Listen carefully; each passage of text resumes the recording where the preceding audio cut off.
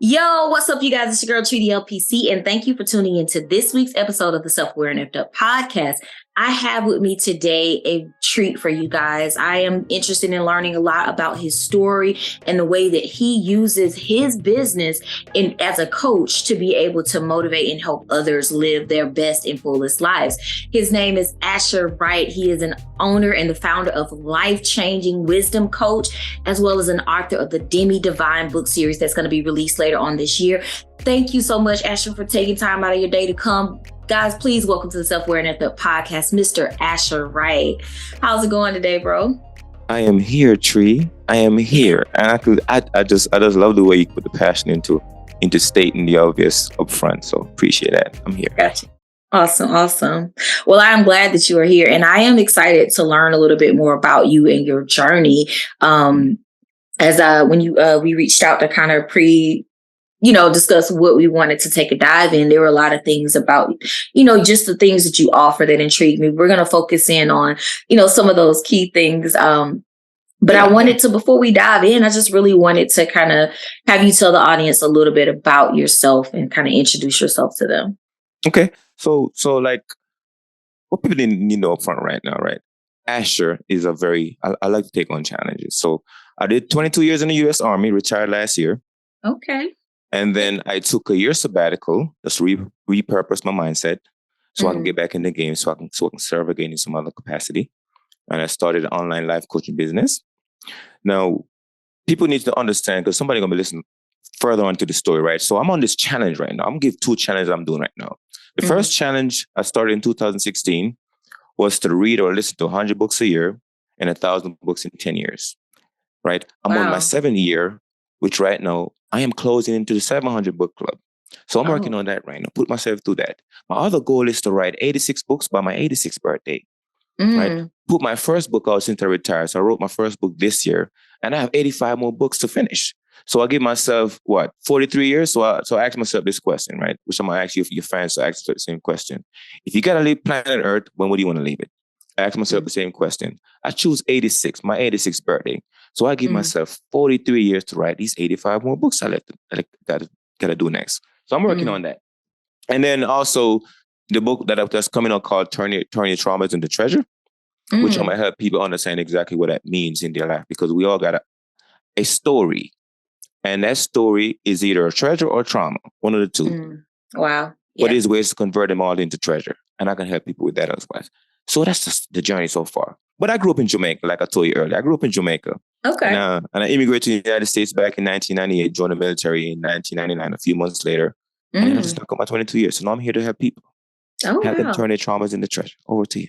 I love that. Trauma into treasures. I know that, a lot of people have trauma that they don't want to deal with. But I wanted to say first, thank you for your service, because that's a lot of life to dedicate to this fine country of ours. But I definitely want to always give, my thanks and gratitude for that, to veterans for serving. So I really appreciate that and loved hearing that about your story. Well, I would say the American population deserve my service, and you deserve my service just like my family do so. So you guys are worth it. You guys are worth it. I would say you guys are worth the sacrifice. Wow. Yeah. Well, yeah. Okay. No, I have so many thoughts about that, but So you just pretty much you did your terminal leave, you left the military, got out. And so now you're looking at this next leg of your journey as a way to be able to kind of inspire others and push yourself. Like that book goal, that's pretty hefty. Yes. So here's a question I asked myself, Tree. I was saying that if I can commit 22 years to the military, give the Army 22 years of my life, I can commit at least 10 years to something that I'm passionate about. Right. So I'm deciding, Asher, I'm gonna go in on this thing. I'm gonna give it 10 years. It's gotta work in 10 years, but I have 43 years to complete it. But I'm gonna give it 10 years of my commitment and see if I can turn it into something that's amazing, just like I was in the military for 22 years. I gave them everything I got. I can do the same for myself too. So that's my mindset right now. Yeah, I love that. And I think a lot of people need to be more intentional about putting as much, passion behind the things that they want to do versus the things that they kind of have to do.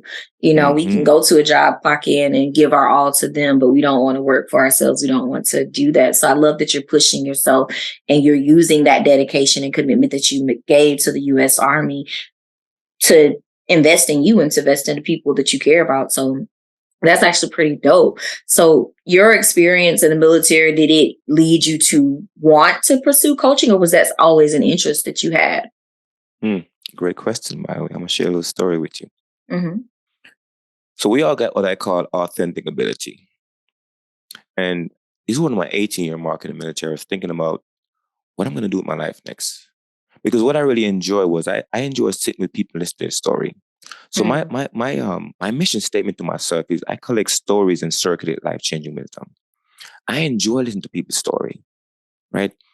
And I started this thing when I left the military. I was trying to figure out how do I convert all my experience, the story I've had in the military to the civilian side. Because when I started this life coaching business online, I didn't feel like I was certified or credentialed or whatever you want to call it to do the work. I didn't feel like I was. But I was like, hold on, man. Like I've been doing this the whole time. Like the coaching stuff, I've been doing it. It's just that all of my experience is locked in the military community. Yeah. And I was like, oh, can I get it out of there and bring it over to this side of the community in the civilian life? So recently I had a snowboard injury and I had surgery on it.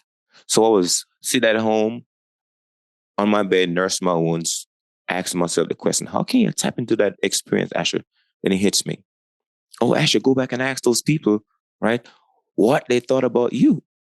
So here's what I did. So I put myself, I call it Project Asher, right? So I put them through this hypothetical scenario. I was like, listen, all right. For example, if Asher wasn't alive anymore, if Asher was no longer here, and you had the opportunity to speak to my parents or my daughter, because I've been gone in the military for the last 22 years, I haven't seen much of them because I've been running around just chasing the next breath of fresh air, right? Gotcha. I was like, if Asher wasn't here and you had the opportunity to speak to my daughter or my parents, and you had to tell them something I like or don't like about me, like how I impacted your life, what would that be? And it's amazing, Tree. I've been hearing the common theme throughout this response was actually you was very good at people, right? You were very good at taking care of people. People enjoy being around you. They enjoy your energy. And I was like, oh, amazing. So now it's validate the thing that I'm working on right now, because oftentimes I didn't realize my authentic ability was that people really resonate around my energy. I'm really good at helping people. Like the other part of the mission, I might not be good about the technical details, but when it comes to people, my energy shows up. My skill set shows up. So I was like, hold on, I'm here to help people. Okay. So now I'm focused on that. So that was a validation I needed.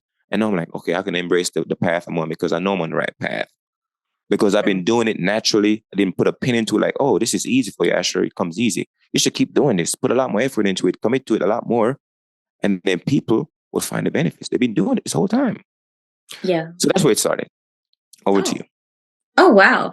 Well, I mean, I think that the idea of like really thinking about like what's next, like I think that that's a big part of a lot of our journey. Sometimes we can't stay focused in the present, but in that moment you were preparing for your future. And I love like the idea of going inward, but then also asking people to kind of, just give that feedback so that you have the opportunity to grow. And so it sounds like, you were able to take that feedback and make it into what you built for yourself in terms of your company and being able to help and pour into other people.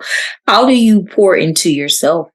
Let me dig into that question. But I would say this, just close up that last statement, man. Like people have been telling us what we're good at our whole life. We just haven't paid much attention to it.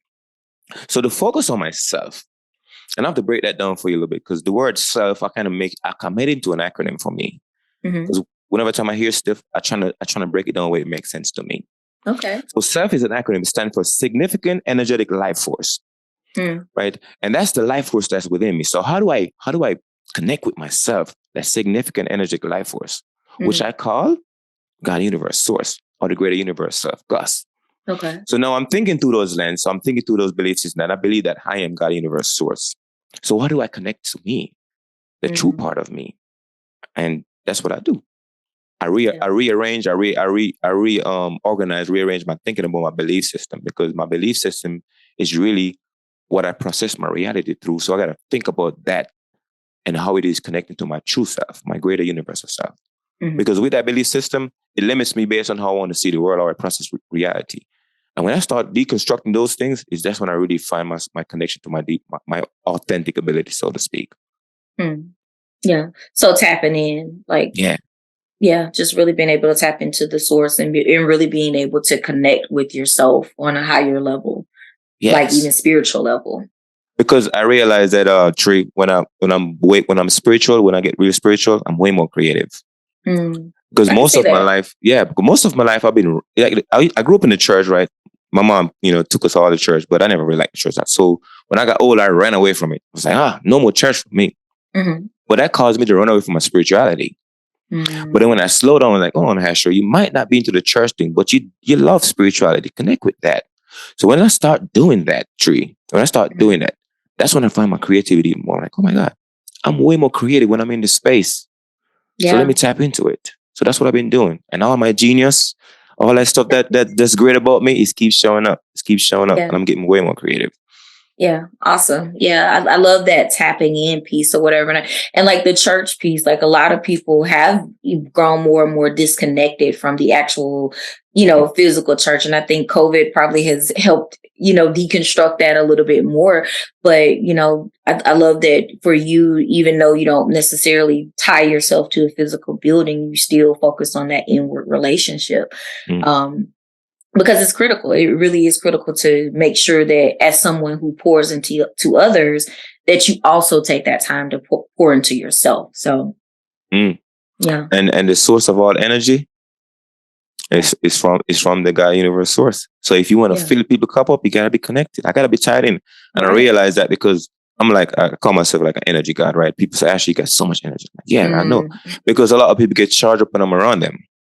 Yeah. But I realize that for me to give them that charge, for me to be that socket, I gotta be plugged in. I gotta be connected to my spiritual depth. And once I discover that, creativity shows up. Yeah. Massive scale. Yeah. Absolutely. Absolutely. I love that. One of the things that it kind of sparked in me as you were talking about that, and I don't know how connected it is, but just your model of NFV, like that formula for personal growth. I'm kind of curious to know how if that kind of ties into the source and that self-reflection piece.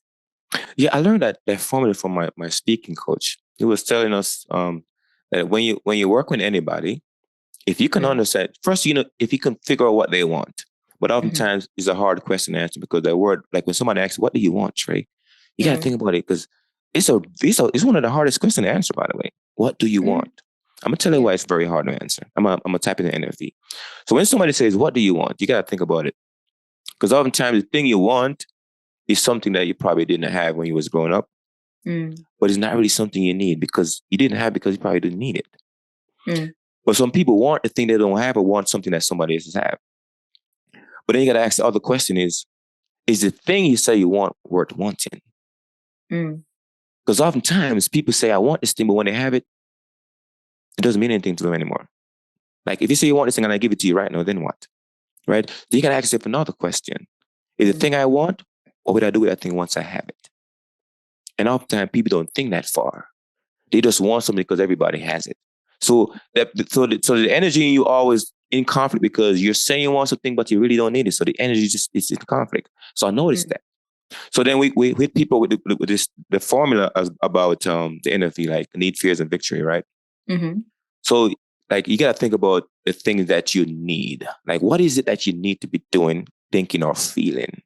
Because if you can discover that, then you can tap into people even more deeper. And then what are their fears? Like what is keeping them up at night? Like what is they sitting around thinking about? What is that big question that this person have on their mind?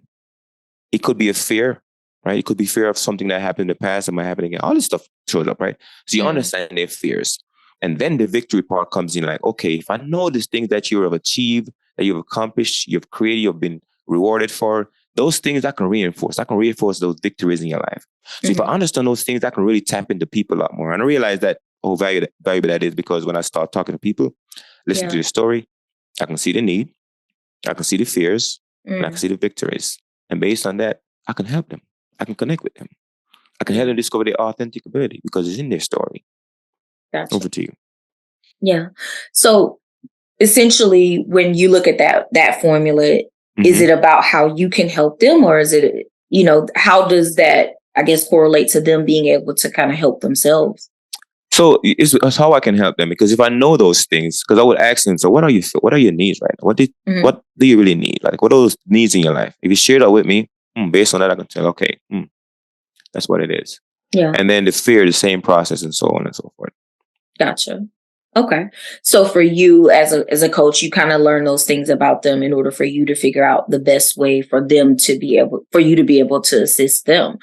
So how does that tie into the idea of the learning journey experience, like in terms of that model of them sharing those needs, fears, and victories? Beautiful question. Yes, the learning journey. So your authentic ability is in your stories, in your past. Hmm. Like, it's something unique about you that you do very well. Because when people figure that out, life comes alive. Because oftentimes you don't value your story, you don't value your past, you don't value your history, because you don't see the value in it, because you don't understand why you're on the path you're on. Mm. I'm gonna share a story about me, right? So this is how I discover how valuable my story is. So I go all the way back to my father's father and mother. Let me give you a story about them too, right? Hmm.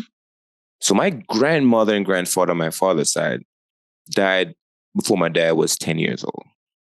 Mm. So my dad didn't have an opportunity to go to school. So he didn't Wow. learn how to read. So most of my time growing up, my dad didn't know how to read. Mm. And he used to tell me, I should go read a book. Never listen. Because I was what they call ADD, dyslexic. I had Mm. I had those symptoms. And then fast forward, I looked at my life and I was reviewing it, revising, reframing it. Mm. And I discovered that, hold on, the universe set me on set this thing in motion for me to be what I'm gonna say to myself. I'm gonna be one of the greatest writer of this time, and it's Mm. something I feel deeply about myself, right?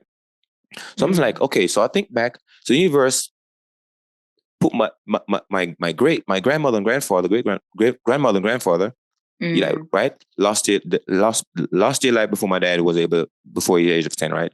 So now he didn't get able to read. So that set in motion my passion for reading. Because Yeah. without that connection, I wouldn't see the value in it. Without having that, so now I'm like, oh my God. So now all of those sacrifices I have made my purpose made sense.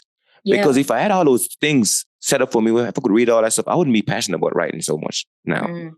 But because of those things, I understand now, Asher, the universe made sure that you would never forget this, right? Like they say, Mm. whatever problem that frustrates you, make you mad, you was born to solve. Well, this problem I was born to solve because the universe set that in motion for me through my grandfather and my dad. All this Yeah. journey. So my dad's sacrifice of not being able to read, not having that opportunity, was for me to be in the place I am today, so I can take passion into writing Mm. and reading. So now I realize, okay, Asher, so now the things you got to achieve in life now is tied to all that story. So now my past is a treasure, because Mm. without those sacrifices from my grandfather, grandmother, and my dad, I wouldn't be this passionate about my journey right now, or the thing I need to do. So now I find value in my story, regardless of Mm. what it shows up like. Yeah. Wow. I mean, I love that the idea that it's something about our past that Mhm. it is connected to our path for our future. I think that that's Mhm. really, sometimes people look at those traumatic experiences or those just regular experiences from growing up at times, and they don't realize their purpose. And I find that Mhm. a lot of people kind of walk around really feeling disconnected, whether it's disconnected from the source or people, but how do you use the learning journey method, I guess, or experience to help your clients? Because okay, this is beautiful. Another beautiful question. Oh, you're good at this, Tree. You're good at this. So here it works. So when I say I collect stories and I circulate life changing wisdom, I have to listen to this story. Hmm. So when I have enough time to listen to this story, I can extract the wisdom from it. Because in your story, I can tell, oh my God, no. Because in my book right now, I got what I call the 8 major states of consciousness. Hmm. Let me explain what I mean. So my great grandmother on my mother's side, right? My great grandmother, when I first met her, she was like one of the most helpful person, the kindest person I ever meet in my life, person up to this day. That lady Hmm. would give away everything. Wow. So when I say the universe is always structuring you, lining you up with your purpose, you just don't know it in your story. So I'm going to explain how this happened. So the 8 major state of consciousness is what I kind of break down how different people fall on different states. So I fall in the state of helpership. This is what I discovered over my time. I fall in the state of helpership.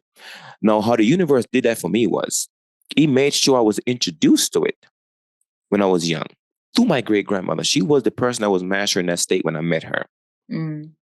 Now, I didn't take too many, cues to it, but I recognized it. So like I said, the universe is going to tie to you your purpose.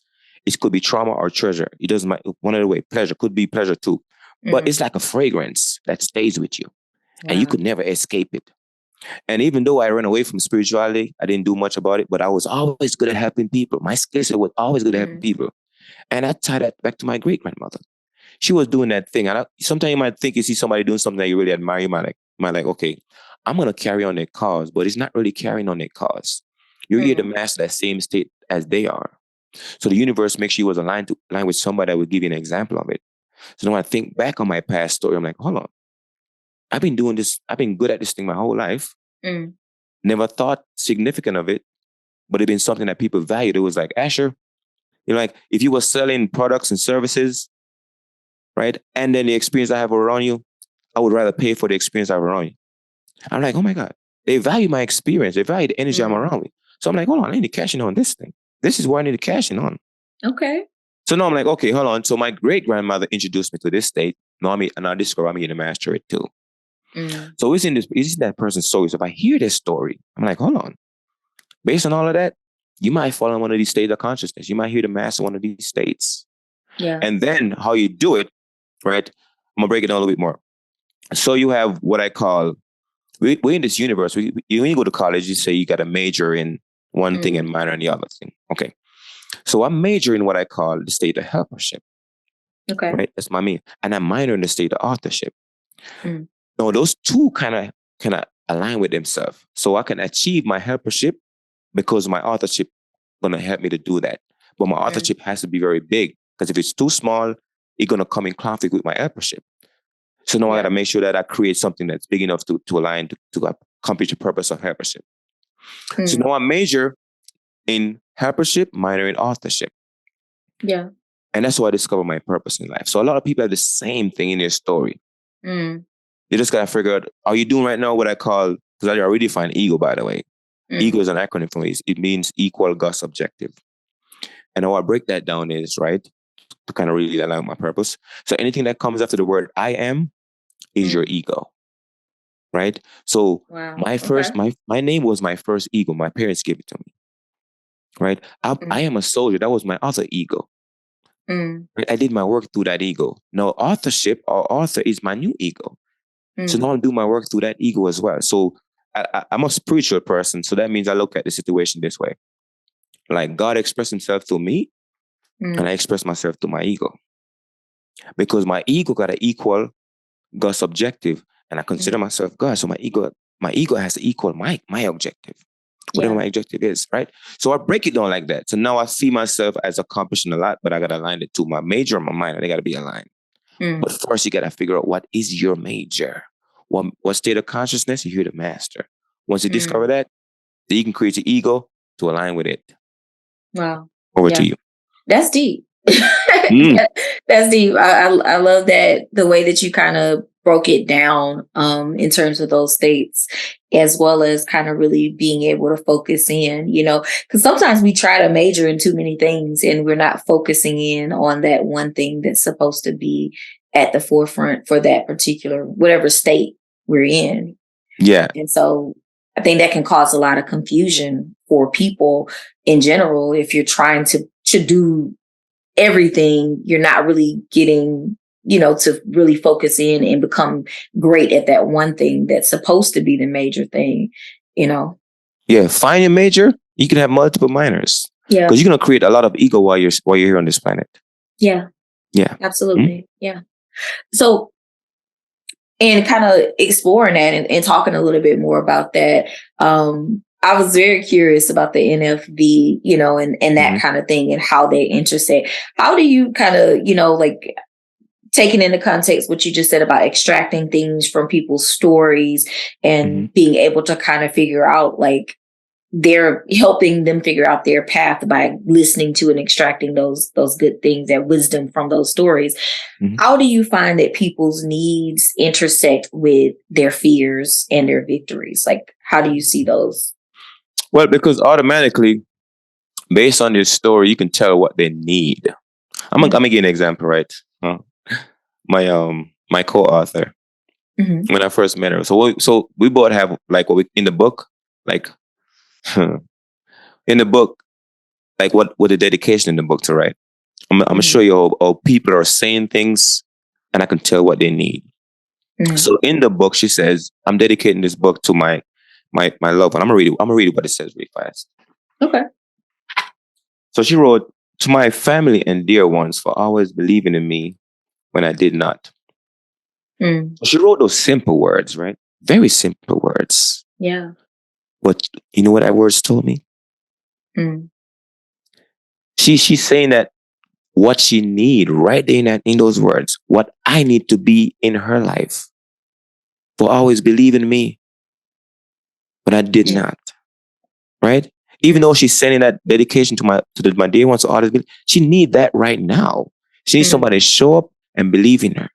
Right. But she didn't know she was telling me those words at that moment. So when she said that, I'm like, oh, you need somebody to believe in you. Because you're grateful for them believing you when they did not. That means you still need that belief in you still. So I show up in her life in that way. I believe in her. Gotcha. When she do not. So when people tell me their story, automatically there's depth to it, that you're saying things that they probably not know they're saying. But I'm listening to them like, this is what you need. This is what you need, because what you need is what you're often grateful for. Sometimes what you complain about is what you need too. Gotcha. So how do I show up and provide that? Yeah. How does the fear play into that? Oh, it's come back to the belief system. Like I explained to you earlier, the belief system is what we process reality through. Yeah. So if you understand, if you can sit back and evaluate your belief system, and somebody, you ever heard the term like think about your thinking? Yeah. Metacognition. Yeah. Somebody says, hey, you need to sit down and think. Like oftentimes you tell people just to think. And oftentimes people don't know what that even means because they've been thinking their whole life. But the key is you got to think about your belief system, because that is the key. Like if you understand what your belief system are, like what do you process your reality through? What system you're using? Like, oh, I see Trey, and automatically I create a story about Trey. But the story I create about Trey is through my belief system. What I believe a person like you is supposed to do, or supposed to think, or supposed to feel. I create that story in my head. Because internally, I am, what I often say is, I think I heard it from this other guy, I forget his name, but it says, I'm not living in your reality. I'm living the feeling of the thinking of your reality, right? I'm living in the feeling of my thinking, not the reality itself. So oftentimes, all I'm creating the story about you based on my belief system, the way I think. So I'm experiencing you, but you through the story that I create about you. So oftentimes the fear is in that. If you can tell somebody create a story about you, you can tell their fears. So what story did you create about me? You? Oh. So I was listening to the episode on your podcast. And I was listening to your first, like you guys said, you do a really good job with the introduction. So that means I think automatically first impression you think really matters for you. Like so you do a really good first impression. Okay. So that's what I first thought. I'm like, okay, so first impressions, I gotta make sure I show up good for Trey on our show, because first impression matters, because it's in our intro. Gotcha. So I'm here with everything I got up front, because up front matters to you. That's what I thought. Okay, look at you. All right. So what does that say about my needs? What do you need? Yeah. What does that say about my needs? That's a hard question to answer, because I don't know your story fully.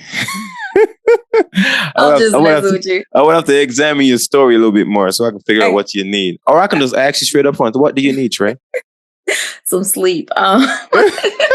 Me too. That's what I need. And I fear that I will not get one, but I get enough sleep, but I will have the victory over that in a little bit. Because nevertheless, but no, thank you for going on that little trip with me. But You kind of spoke about this book, the book. You've said the book a couple of times. Can you tell us a little bit more about the Demi Divine book that's coming out? So the series name is Demi Divine. Okay. And I hope to pack into that series 85 more books. Okay. Over the next 43 years. So it's going to be a personal and professional development book series focusing on 4 pillars of my coaching business, which I call mental intercourse, spiritual intercourse, physical intercourse, and social intercourse. And that is pretty much how you have a deeper connection and our communication with your experience of reality, with yourself and other people. Gotcha. So if you can figure that out, then boom. So that's mental intercourse. And we can work on the social, physical, and spiritual later on.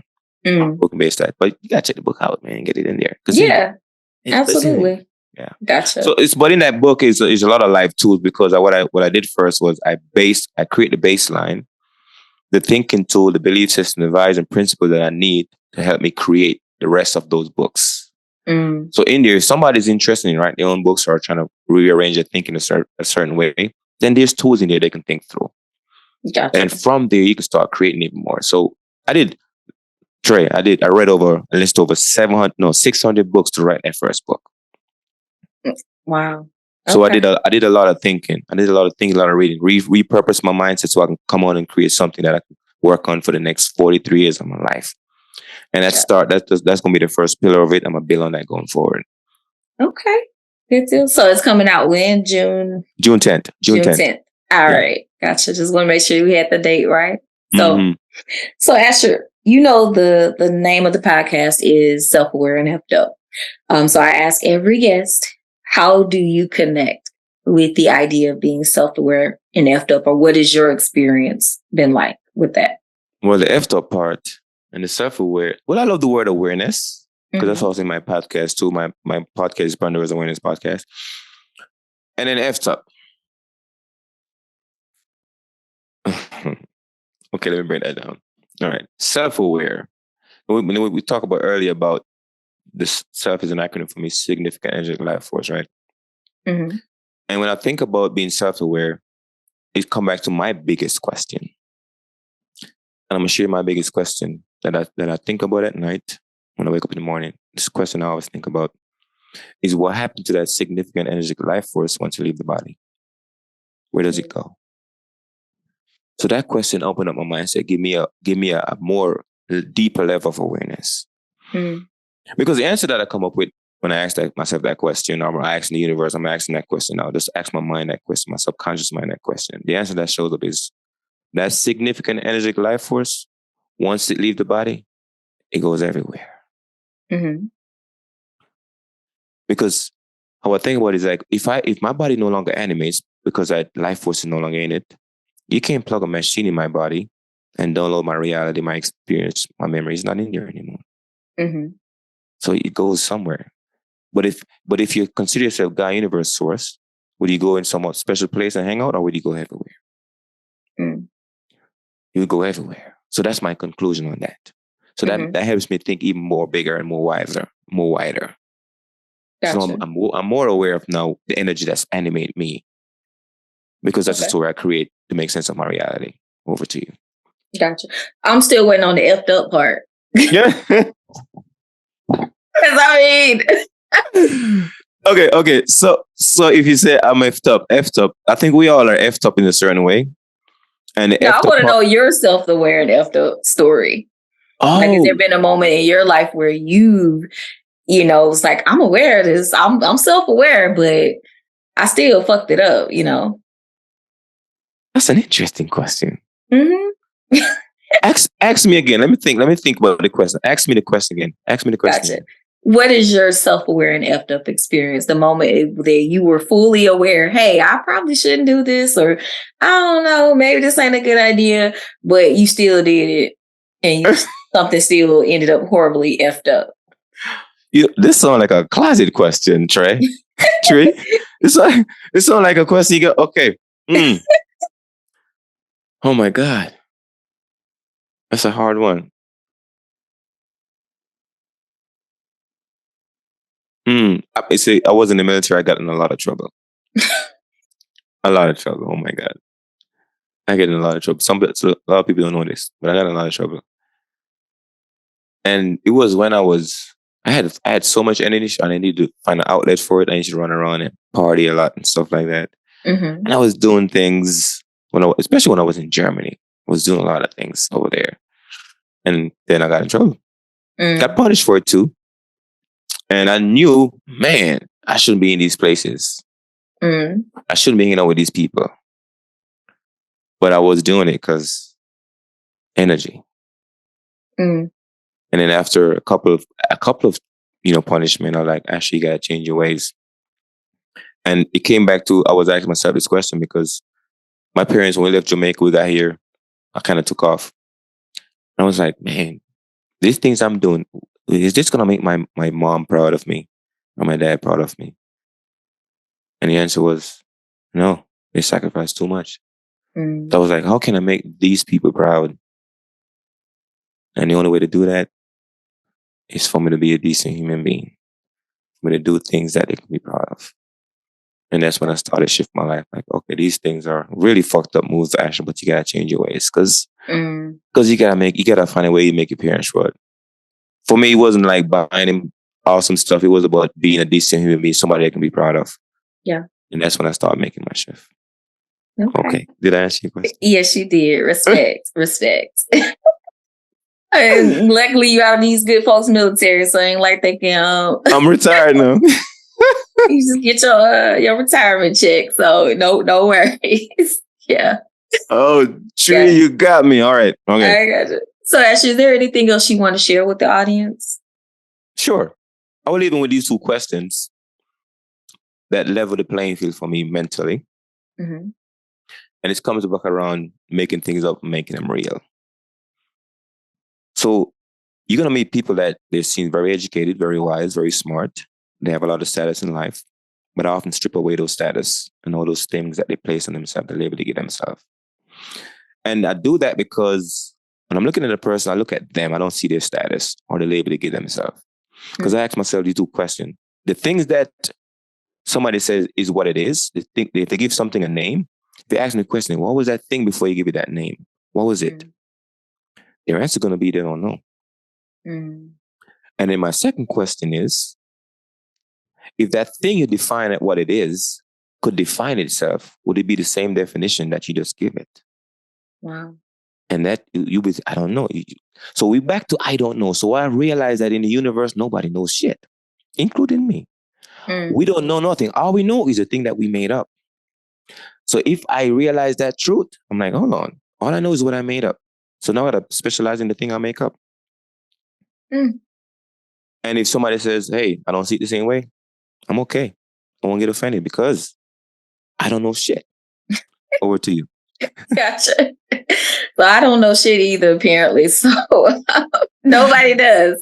And I'm here for it because I don't want to know shit sometimes. So I appreciate your transparency with that and being open to that question. I know, I always like to ask that because a lot of what we do on this podcast is talk about those things that, are challenging and really kind of have to question ourselves. But once we learn something, do we always respond perfectly in the future? We don't. We all have those effed up moments. So, I always just like to have those real conversations as well as a part of the conversation. So, and last thing, I would say, because we don't know nothing, and we get to make it up and make it real. That's the empowerment I give to people. Just like my forebears, now our forebears, they made stuff up that makes sense for them. You get to do the same right now. So if somebody explained to you with a label that don't make sense, you redefine it. Yeah. So it makes sense to you because you're living in your own reality. Nobody else is. Back over to you. All right. Well, go ahead and tell the people how they can connect with you, purchase your book, all your info. How can they follow you? Okay, so start with Life Changing Wisdom. So www.lifechangingwisdom.com is my coaching website. And demidivine.com is the website for my books that I'm going to publish on that site. And then you can follow me on Instagram is asher.ra.sta. You can find me on Facebook, Asher Wright. And then some other pages all over the place. So Asher Wright is money. You can find me on that. Over to you. Gotcha. Well, thank you so much for giving that information. Also, you guys can make sure that you look in the description of this episode to find links to Asher's information as well. Also, be sure to follow me, Tree the LPC, on all social media platforms under the handle Tree the LPC. Until next time, be safe, be well, and make sure that you take care of your mental health.